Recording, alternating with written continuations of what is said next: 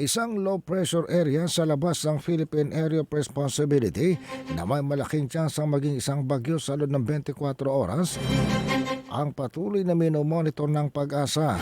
Kaninang alas 2 ng madaling araw, ang low pressure area nito sama ng panahon ay namatang nasa labas ng Philippine Area of Responsibility. Wala namang epekto pa ito sa kalagayan ng panahon sa bansa. Tanging easterlies lamang o mainit na hangin mula sa karagatan ng Pasipiko ang sanhi ng kaulapan ng kalangitan at napakahinang pag-ulan sa hapon at taglay pa rin ito ang kainitan ng panahon.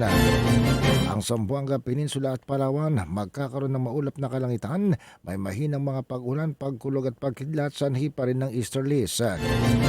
Ang Metro Manila at natitirang bahagi ng bansa, ganon din ang kalagayan ng panahon.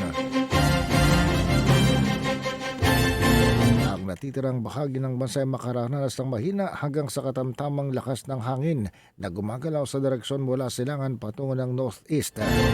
Samantalang banayad lamang ang pag-alon sa ating mga karagatan.